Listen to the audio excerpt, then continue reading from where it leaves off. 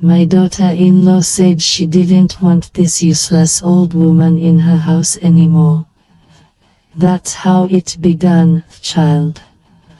That's what I had, plain as the ticking clock on the wall. Her voice carried from the kitchen, sharp as broken glass. I was sitting just a room away, my slippers thin, my hands folded on my lap. My son said nothing. Not one word in my defense. Do you know what silence feels like in a moment like that? It's heavier than shouting. It's the sound of a knife sliding in, slow and sure. I stayed still, listening. She went on about the burden I was, how I took up space, how money was tight. Her words stung, but it was his silence that cut deepest. My boy, the one I had carried in my arms, rocked to sleep, walked miles for so he could eat, sat quiet while his wife called me useless. That night, when they thought I was asleep, I heard them whisper again. Plans. Cold, clean plans. We'll find somewhere for her, she said. She doesn't belong here anymore. Do you see, child? They spoke as if I were furniture to be moved, not flesh and blood. The very next morning, I woke with the same ache in my bones, but something else had settled in me too. A hollow place, deep and raw. I boiled water for coffee, set their cups, and smiled when they came down. I hid the sting in my chest. I had been hiding pain my whole life, hunger, loss, fear. This was just another mask. But inside, I was trembling. When you've given your whole self, your youth, your health, your sleepless nights, for a family, you think they'll remember. You think they'll see. But sometimes, child, love turns into blindness. They forget the hands that built their world. I sat in my little room, the walls closing in, and memories came rushing like floodwater. I remembered the years when your grandfather and I were young, scraping pennies, mending torn clothes, planting vegetables in dry soil just to keep the children fed. I remembered walking in shoes so thin my feet bled, just so my son could have boots in winter. I remembered standing in kitchens not my own, scrubbing floors until my back screamed, while my babies waited at home for bread. Every sacrifice was a stitch in the quilt of this family. And now that quilt was being torn apart by greedy hands. I did not speak. Not yet. Sometimes silence is not weakness, it is waiting. But I will tell you this, that very next morning, when I was still raw with their whispers, there came a sound that shook me to my core. A knock at the door. Not gentle. Not polite. A sharp, firm knock that echoed through the house like a warning. I froze where I stood, my hand hovering above the doorknob. My heart pounded. I thought, is this the moment? Have they already made good on their plan to send me away? That knock, child, was the beginning of everything. It was the moment the shadows in my own home grew teeth. But I did not yet know what was waiting on the other side.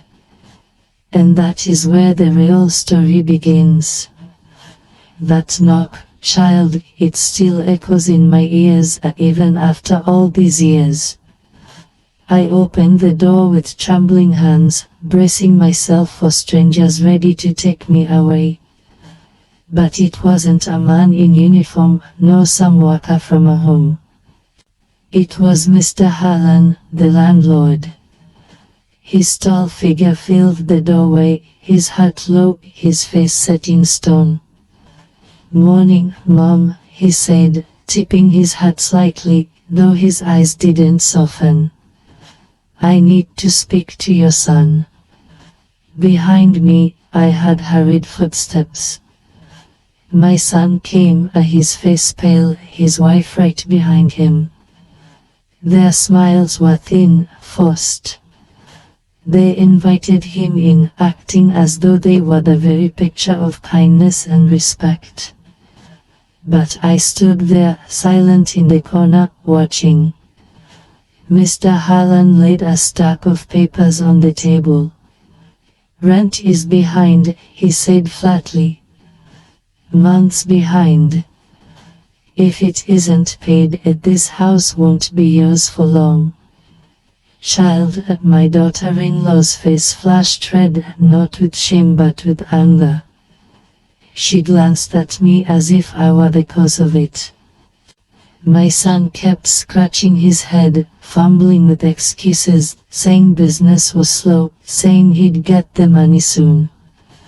And there I was, standing in the very home I had helped build with my labor, my hands, my sacrifices. The roof above them, the walls around them, they had my sweat in their bones. Yet in that moment, I was made to feel like an unwanted guest. Do you know what I did? I did not cry. I did not speak. I let them all squirm in their lies. Because the truth, child, the truth was folded neatly in a small box under my bed. You see, many years ago, after your grandfather passed, I had saved every dollar I could.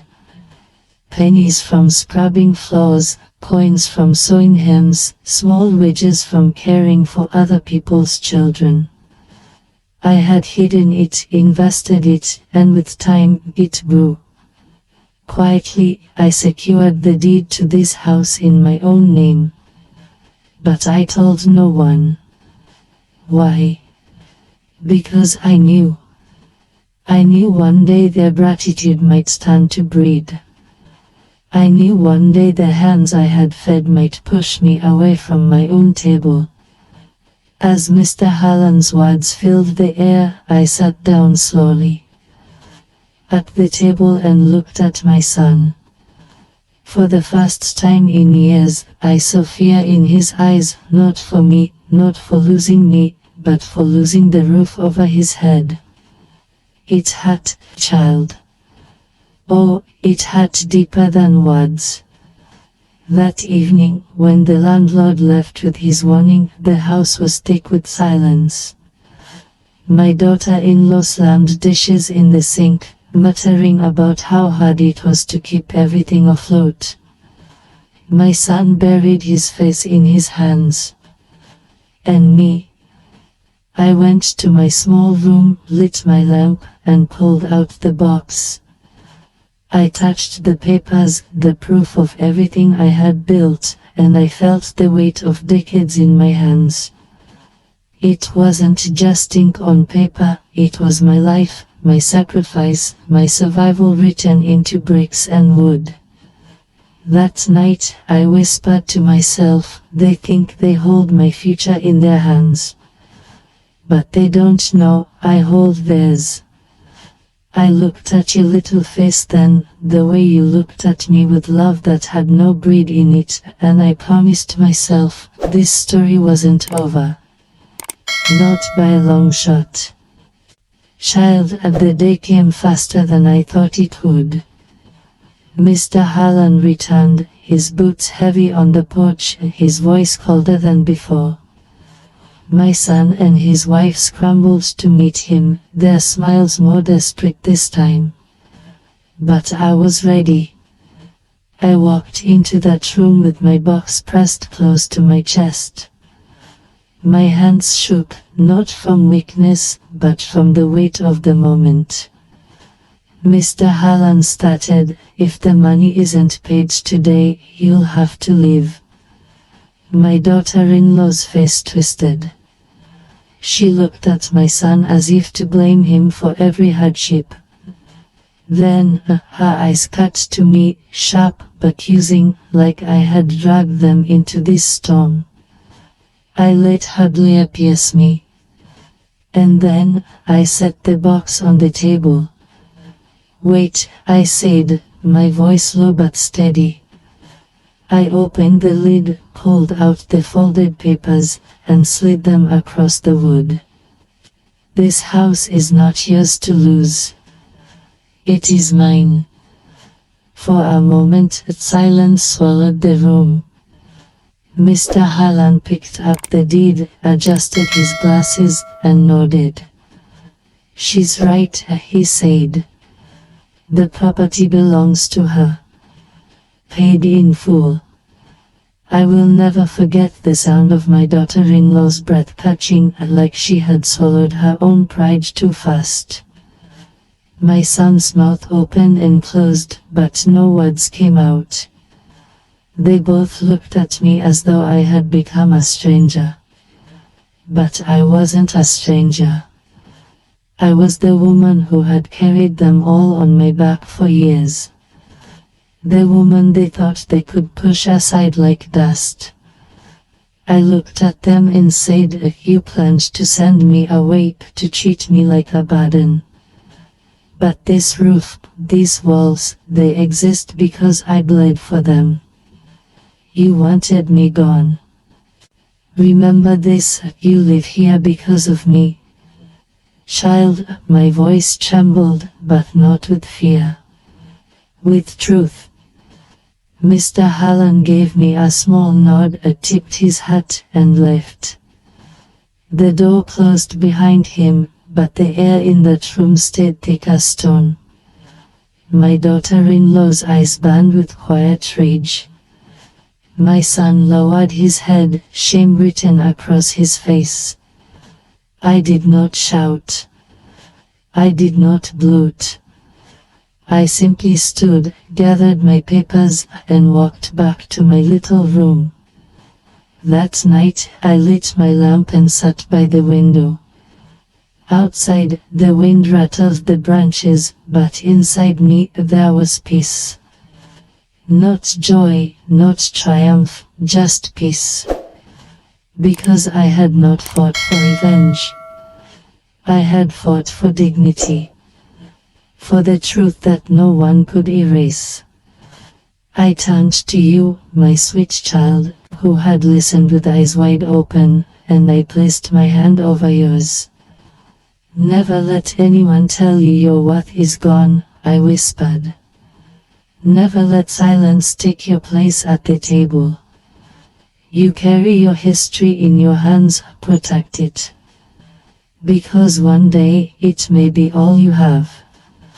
And in that moment, I felt the warmth of your small fingers curl around mine. The future pressed into the palm of the past. That, child, was the day I stopped being invisible. That was the day they learned I was never theirs to cast aside. I was, and always will be, the heart of this home.